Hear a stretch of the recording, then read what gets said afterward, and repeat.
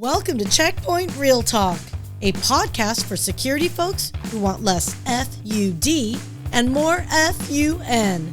In each episode, we'll have lighthearted conversations about security, people, processes, and technology as we react to how they're portrayed in film and TV. We'll bring in experts from inside and outside Check Point to break it down. What was accurate? What wasn't? And what can you apply to real-world cyber events? On today's episode, host Syya Yasotornrat, Check Point Head of Engineering East US, Mark Ostrowski, and Atlantic Data Security Cybersecurity Evangelist, Eric Anderson, react to the movies Oceans 8 and 13.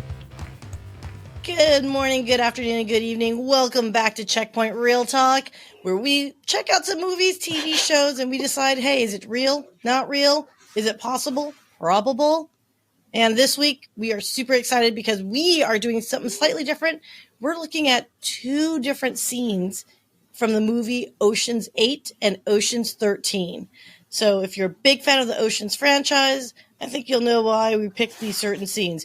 There was a ton to choose from. So I know, because we did our little prep call together, we could do this forever, but I had to limit down to two because they do talk a lot. So those people I'm referencing, Mark and Eric, welcome to Check Point Reeltalk. Hey, how's it going? All right, now is not the time to be shy, you two, because we have a lot to talk about.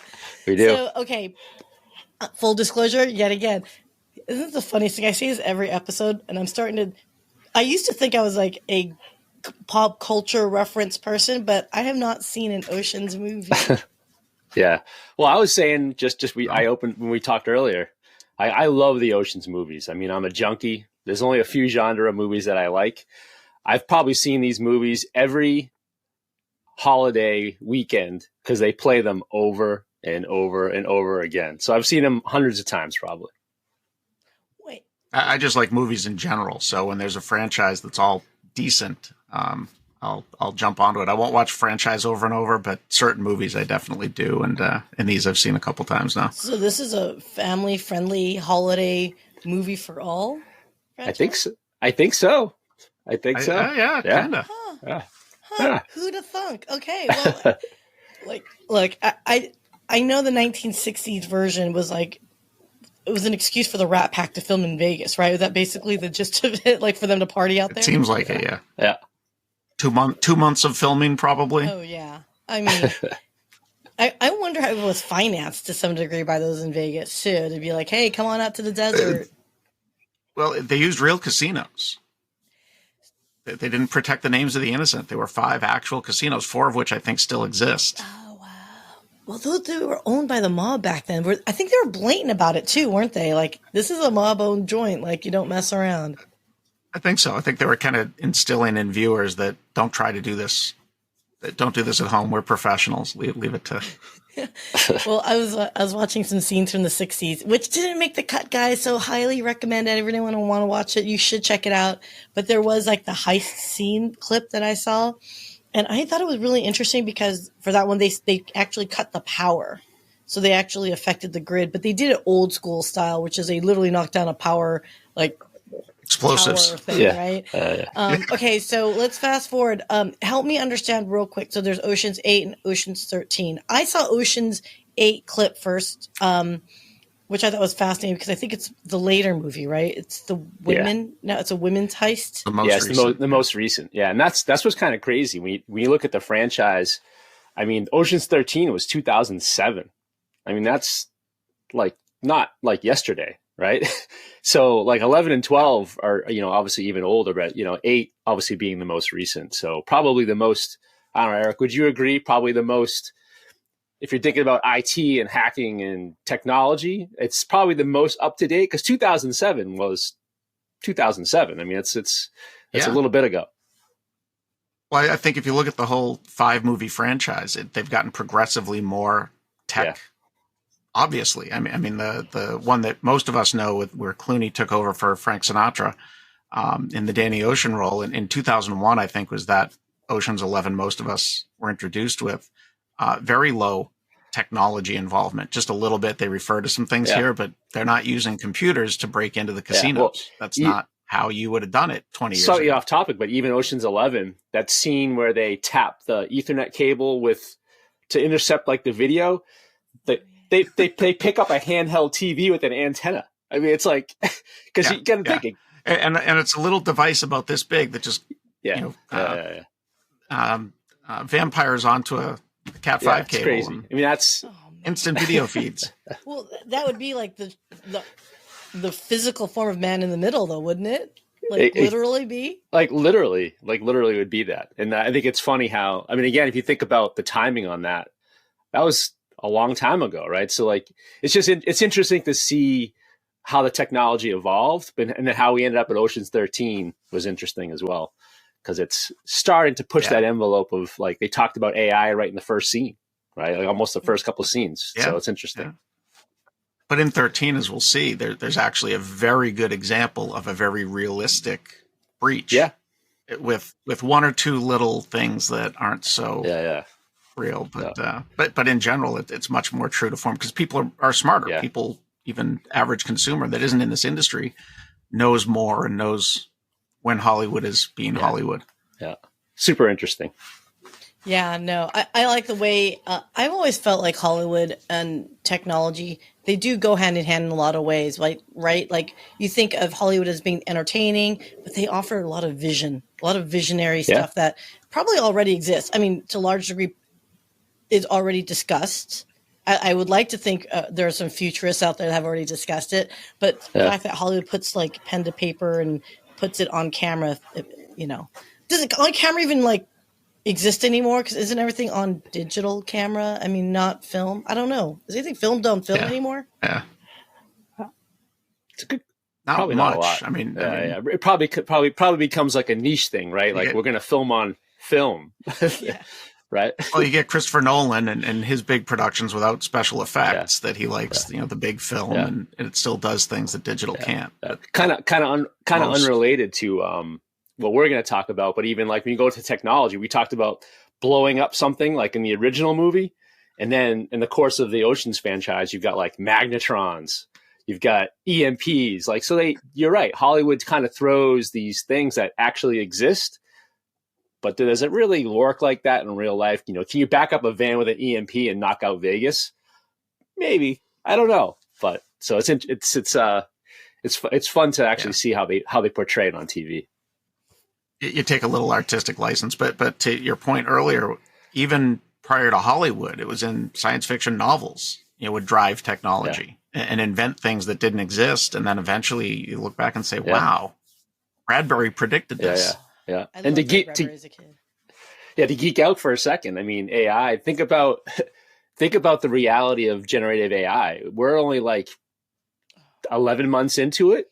And this movie, Ocean's 13, was 2007, and they're talking about Greco and AI, and pulling people's eyes and their emotions and their temperatures, and using that and big data to create this like, oh, this is a real response.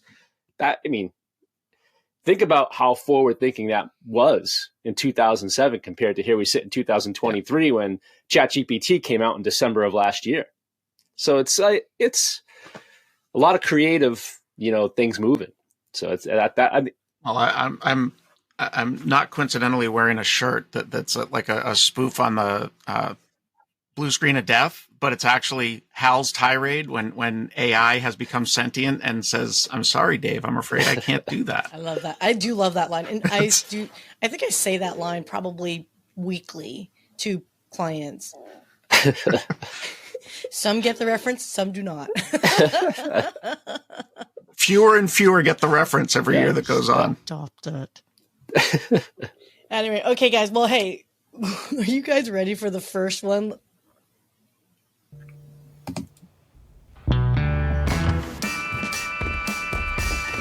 So sorry, sir. I tried to stop him. Not your fault, sweetheart. You can't stop a man who jumped 36 Greyhounds end to end. It's all right, Lucia.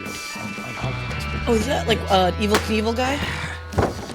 Mr. Bank, do you know what Chuck Berry said every night before counting 1, 2, 3, 4?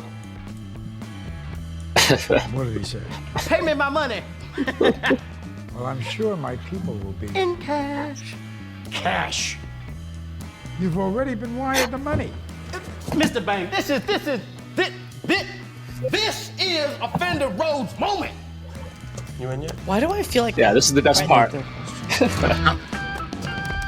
So these are the hacker guys. Oh, okay. Mr. Bang, listen, all due respect, sir. You got a job tomorrow, running this place. You go to work every day. Oh, yawn. I make one phone call. I get Sean White, Travis Pastrana, 5 of their buddies here before midnight, doing heel clickers and lazy boys up the back of the building. Yes. If your audience wants to see a bunch of long hairs riding rice rockets, but I'm talking about heavy bikes, sir. This is heavy bike. Fender Rhodes is I'm a goddamn American icon. Don't change it that much. Keep the structure. I'm trying to make you taller. You want to be taller? I'm a midget in 34 states. An animal in the other 34. 24, 22. This is a night people will talk about as long as there's a Las Vegas. And when they're talking about it, they'll either be talking about you or they won't. Now, that's your choice. Mr. Bang, can I just say one more thing?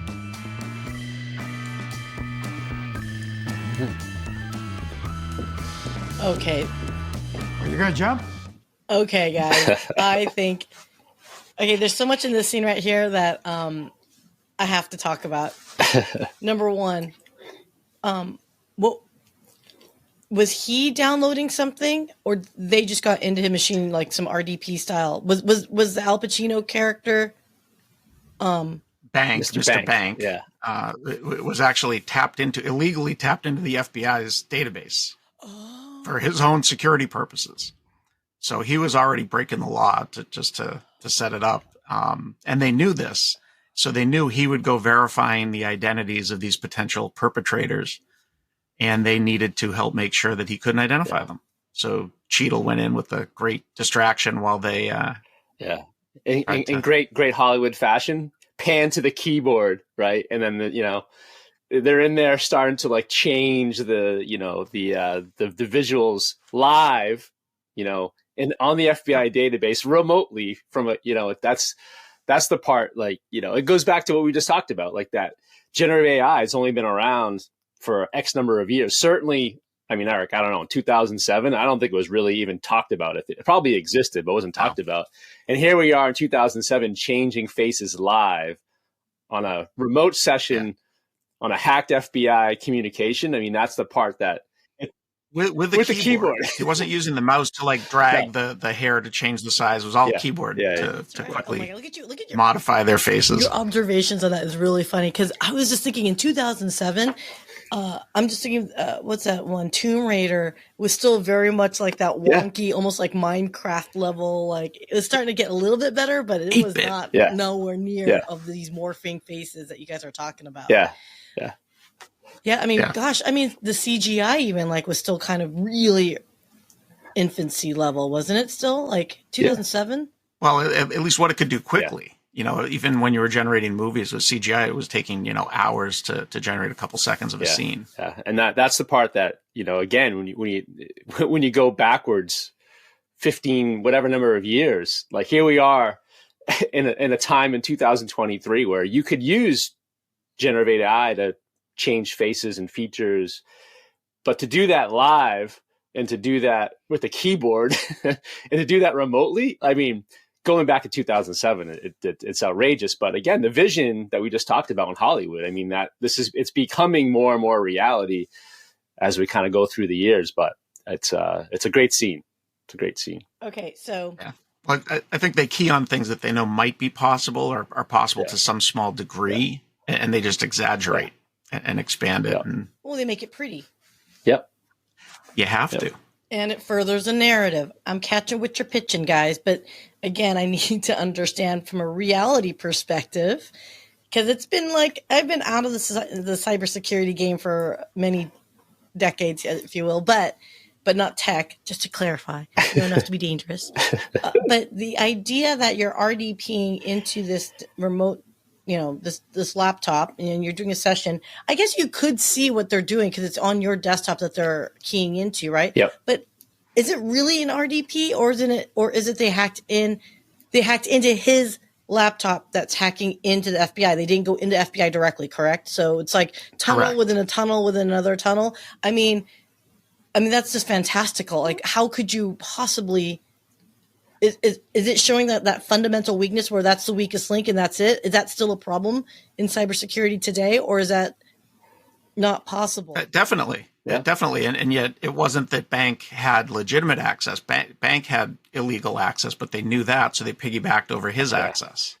He was the weakest link because, and in truth, if he was able to somehow get access, they could have probably done the same thing, but it was more interesting to show them hacking bank instead of hacking the FBI. And think about all the layers that we know, Eric, in cybersecurity. Think about the casino itself, what they have in place, right? Firewalls and threat prevention, and then on the endpoints, and then think of all the infrastructure that literally Hollywood bypassed for a scene in like 10 seconds, right? Like, because right prior to that scene, they're not doing this hack or this remote RDP session. They're doing something else, and all of a sudden the laptop comes up. And they're already in.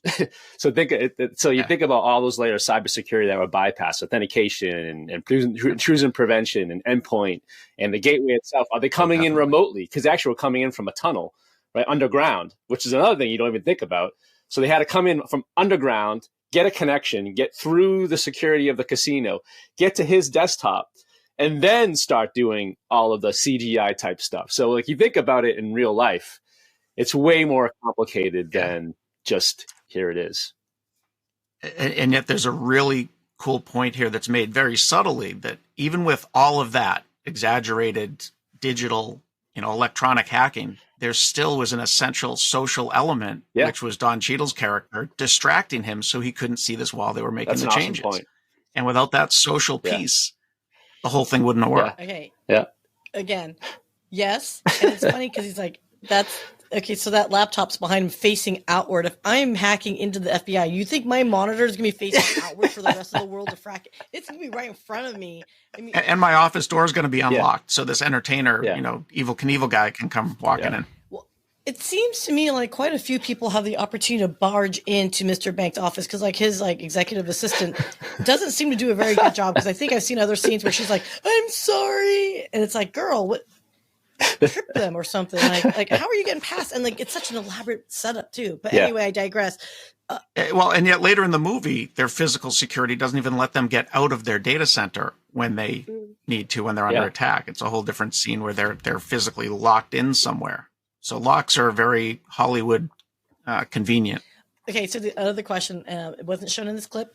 I have to ask before you move on, but the hackers that were in there, they had to go into the tunnels. Did they actually hardwire in, or is this over Wi-Fi? Because it doesn't actually show. I'm just curious, because then at what speed of like this Wi-Fi connection with all those metal in the tunnel, like that's your own natural Faraday cage or something? Yeah. Like I was curious. Yeah. Did they show that they hardwired in? I'm pretty sure they were underground, right, Eric? In that scene, right? They were underground with that drill. But there's racks too. There's racks of equipment and lots of wires around. So I'm going to give them the benefit of the doubt that they actually plugged in hardwired. Yeah. As they were boring a hole to create an earthquake simulated for the bank hotel. Totally realistic. Well, never mind. There's other scenes where they rig slot machines easily. Somehow they very easily rig slot machines to hit a progressive. And yet that's not the easiest way to steal the casino's money. It's drilling underground and EMPs and other fun things. Yeah. Magnetrons. I mean, you can hack into a slot machine though, right? As long as anything's got an IP address, I'm assuming everything's vulnerable and up for potential hacking. No? Yeah, I mean, I think if it was that easy, everyone would do it. Well, I think it goes back to what we talked about before. Like in reality, I'm sure you treat casino slot machines like critical infrastructure. It's not going to be something that's going to be accessible by everybody. So you take that Hollywood license. Yeah, I mean, it becomes more possible in Hollywood because mysteriously they're already connected in there. But in reality, there's a lot of measures put in place and a lot of things that would have to be bypassed in order to get into a slot machine. But well, even with the slot machines, there was a very analog defense there, which was analysis of the winner. Because once the woman hit, because the Ocean's 13 didn't win. They set it up so the next player would win the progressive as a distraction. Right. And when she wins, they immediately cut to video footage of her, and they're presumably a CISO type character played by the late great Julian Sands starts analyzing this video, saying, nope, her pulse is normal, she's not sweating, and he judged her very quickly to be a legitimate winner and not scamming the casino. General. I think they use a term like genuine emotion or something like that. It was like it wasn't somebody who expected to win, but that again, it's like that's I keep on saying it, but this is a long time ago. But you think about AI today, it's the same stuff, right? It's like it's a lot of how many pieces of data can you bring in, then use the algorithm to be able to determine whether it's genuine or not, and then you have to have the human element that interfaces with that to make the reaction. So Hollywood's way ahead of its time. What cracks me up though, and totally unrelated to the scene we just talked about, but when they show AI in Hollywood, they always show like LED lights, like almost like Kit in Knight Rider, right? The sequencing of LED lights. That's AI. It's like it cracks me up. Like that's what we need to be able to see to say that it's like artificial intelligence. So it's just I forget about Kit as one of the early AIs. Yeah, that's right. Yeah, true, very true. And Knight Industries 2000. and fairly sentient, right? Because it was very aware of itself too. Michael. Oh yeah. Okay. It was automated driving before Tesla was even close. We're totally dating ourselves, by the way, talking about Knight Rider. I do that all the time. If you don't know it, Bradbury. Go check it out. Knight Rider was a lot of fun, and you'll get to see David Hasselhoff at his peak. Yeah. The Hoff. It almost looks like a Tesla, like that modified Firebird. I mean, if you think about it, it's kind of got that same, sort of. I don't know. Anyways. The Hoff with his shirt on. I just love that even today, like they went with I think a British actor to do the voiceover. Like even back then, they're like, the British accent's more, palatable versus like, I don't know, a New York Bronx accent or something. Smarter that way. Yeah. It's smarter that way. All right, guys. Oh my God, we can keep going, but I definitely want us to hit up this next one because I think it's so cool. And it's Rihanna. Yeah. Come on, peoples. I think it was her acting debut, I guess, and she gets to be a hacker of all things. So she nails it. Great. Are you guys ready? Great scene. This is Ocean's 8, and check it out. So, are you guys ready to go? Ready.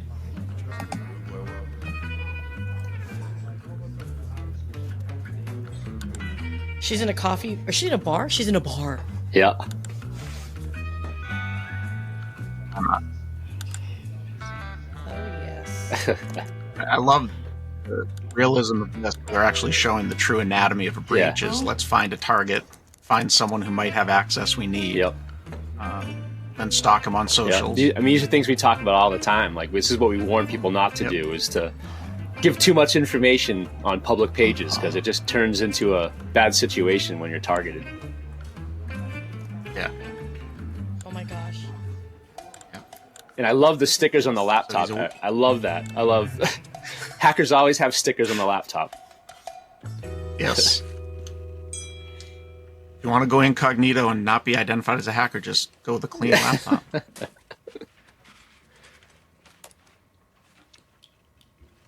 Interesting. So sticky notes. No idea. Oh, look at sticky note with passwords on the laptop. On there it is. See, there they are.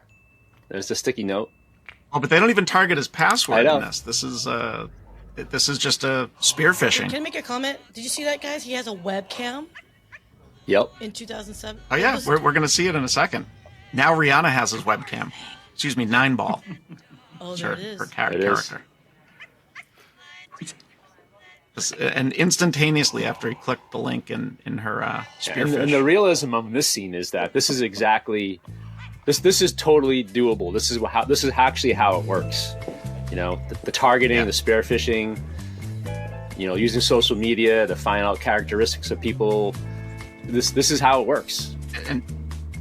And she now owns his computer, but then waits till he leaves, goes home for the night, and immediately, as soon as he turns off the lights, rather than waiting maybe until 2 a.m, she immediately goes poking around his machine.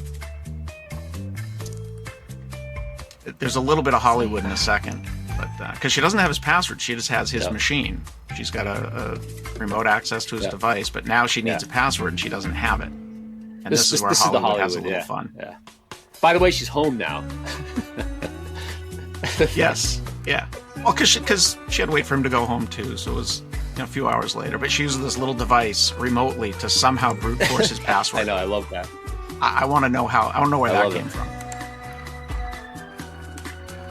And the whole reason is to be able to monitor and potentially reposition security cameras at the Met. So, okay, so let's talk about this, because that to me, I think has been done and will be done. I actually watch short videos on YouTube of this like hack. I don't know if it's Facebook or YouTube or TikTok. I don't know what it is. I don't do TikTok, but it's like a group that goes after scammers, and they video them and they capture them. Like, these people will be like in bed and like scamming people and whatnot. Yeah. So this was back in 2013, you said, right? Ocean's 8. So it's been 10 years. 2018. Oh, 2018. Okay. I think so. Yeah, 2018. I could be wrong, but you're right. 2018. It's still a while ago. Stop that.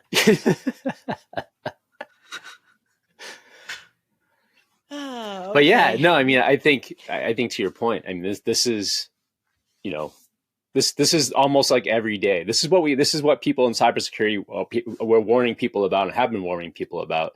You don't have a webcam that, is in your office that has, and then have the picture of all of your security camera locations on the wall, a sticky note on the, with the password probably on their screen, social media sites that have information that you use for a spear phishing attack, all those things. These are all the warnings that we tell people not to have around. Not to mention, they don't show all of the infrastructure that was bypassed to get to this person's.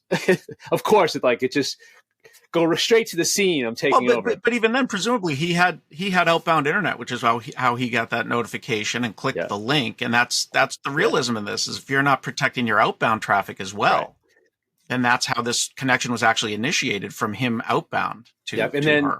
That's realistic. In corporate being on a corporate network and having access to Facebook and using non-corporate accounts, like these are things too that a lot of organizations don't allow.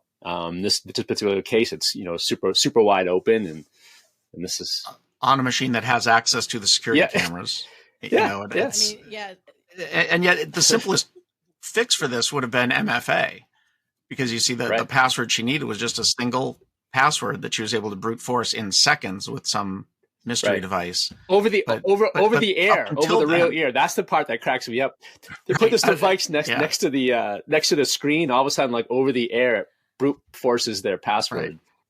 Even just all the attempts at all those thousands and hundreds of thousands of passwords would take time to transmit. Oh my gosh, you never mind lock them out eventually. But to Mark's point, I think that this is very realistic. Even it was Kevin Mitnick did similar things in the 90s, the original social engineer from a cyber perspective, from a data perspective, where I think one of his was trying to get source code for something so he could figure out how they were going to track him down. And he ends up figuring out who the director of the department is, and ends up trying to find a number and get connected to that person. And I won't go down the whole story as far as I know it, but ends up targeting a specific person that had the data he wanted, and got someone else to give him access into their stuff. And it's maybe a little too soon, but this similar thing happened very recently in a couple of very well-known casino companies. I mean, social engineering, there's something we said. There was a couple scenes in there that I wanted us to go over. I was like, not enough time. But, I mean, it was in Ocean's 8 that I just saw it, and I think it was Sandra Bullock's character. It wasn't technology oriented. It was just simply security practices. And it was just a glorious scene. So guys, check it out. But she basically talked her way through all these different things and bypassed protocol processes. I mean, even just from a basic security perspective, like it was insane to watch and pretty impressive, but it also is a reminder. You have to have education, due diligence for the end users, right? Like you gotta know how to help articulate some concepts to people like my mom. And look, just because I was in the industry doesn't mean I'm not your end user from hell. I will click on anything my friends send me. I know better. I get it. But sometimes you just get relaxed. You just be like, oh, I trust you. Boop. And that's it. Well, right? that's what technology and like cybersecurity, products and solutions and architectures and platforms, like that we have at Check Point. That's the safety net, right? The safety net is we're going to have that moment where we click on something. There's, you're going to have that moment where social like engineering works.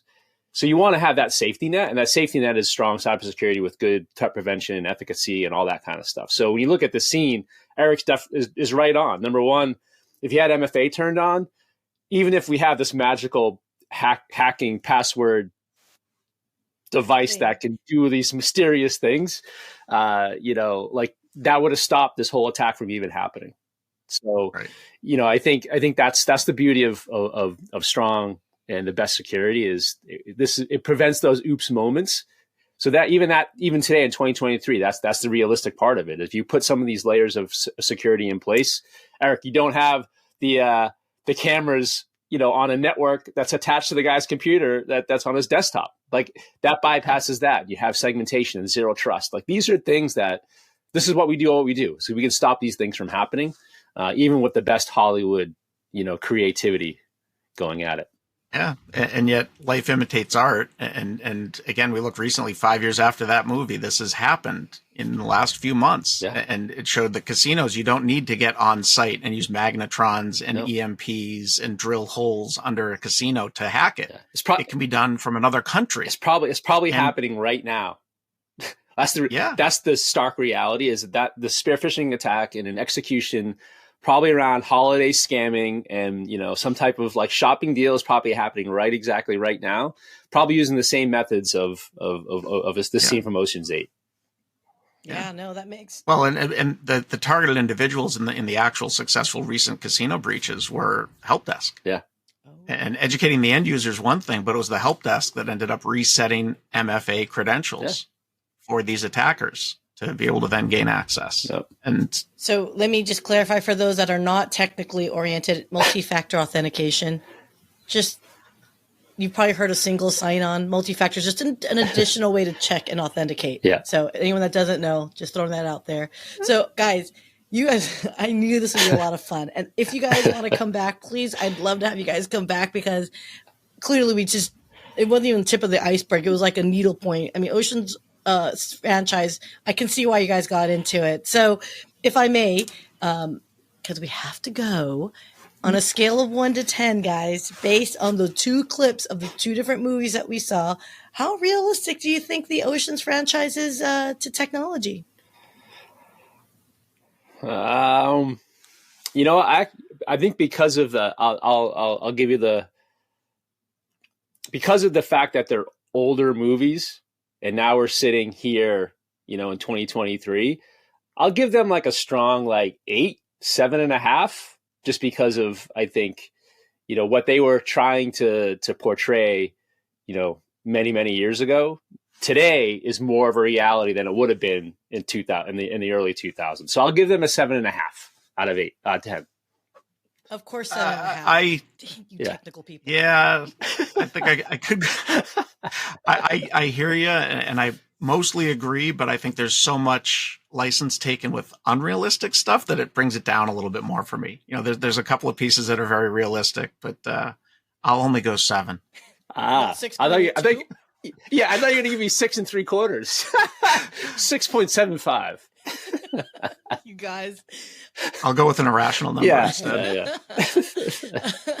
You guys are seriously so much fun. I've had so much fun going over this with you. And by all means, if you guys want to come back, just hit me up and let me know because you guys were a lot of fun to chat with. So yeah, likewise.